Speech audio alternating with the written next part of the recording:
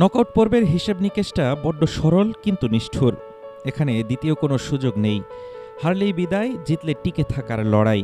মানসিক ও কৌশলগত এমন কঠিন সমীকরণ মাথায় রেখেই মাঠে নামতে হয় আগেভাগে। কানাডা ও দক্ষিণ আফ্রিকার ম্যাচ দিয়ে গতকাল রাতেই পর্দা উঠেছে বিশ্বকাপের শেষ ৩২ দলের এই রোমাঞ্চকর লড়াইয়ের। আর আজ সেই অগ্নিপরীক্ষায় জাপানের মুখোমুখি হচ্ছে ৫ বারের বিশ্ব চ্যাম্পিয়ন ব্রাজিল।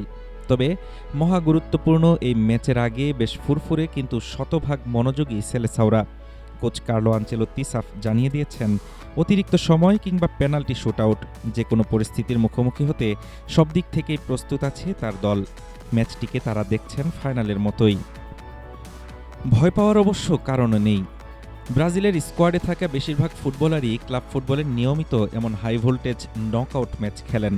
সেই অভিজ্ঞতা আর আত্মবিশ্বাসকে এবার বিশ্বকাপে কাজে লাগাতে চান আনচেলোত্তি। দলের ভেতর মন, হৃদয় ও পরিষ্কার ভাবনার নিখুঁত সমন্বয় খুঁজছেন তিনি। দলের অভিজ্ঞদের চাপ সামলানোর ক্ষমতার উপর রয়েছে তার অগাধ আস্থা। তবে প্রতিপক্ষ জাপানকে কোনোভাবেই হালকাভাবে নিচ্ছে না সেলেসাওরা। গ্রুপ পর্বে তিউনিশিয়াকে হারালেও নেদারল্যান্ডস ও সুইডেনের মতো পরাশক্তিদের রুখে দিয়ে গ্রুপ রানার্স আপ হয়ে নকআউটে এসেছে সামুরাই ব্লুরা।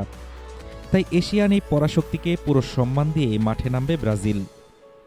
এবারের বিশ্বকাপে ব্রাজিলের শুরুটা মরক্কোর সাথে ড্র দিয়ে কিছুটা মলিন হলেও পরের ২ ম্যাচে হাইতি ও স্কটল্যান্ডকে উড়িয়ে গ্রুপ চ্যাম্পিয়ন হয়েই শেষ ৩২-এ পা রেখেছে ল্যাতিন আমেরিকার এই দল। শুরুটা সেরা ফর্মে না হলেও সময়ের সাথে সাথে নিজেদের খেলায় প্রতিনিয়ত উন্নতি করেছে ব্রাজিল। অধিনায়ক মার্কিনিওসও মনে করেন, টুর্নামেন্টের শুরুর চেয়ে অনেক বেশি আত্মবিশ্বাস নিয়ে এবার নকআউটে পা রাখছেন তারা। এখন দেখার বিষয়, হেক্সামিশনের প্রথম নকআউট বাধা ব্রাজিল অনায়াসে পার হতে পারে নাকি জাপান উপহার দেয় নতুন কোনো চমক। হাফিজুর রহমান তুষার, ঢাকা টুডে।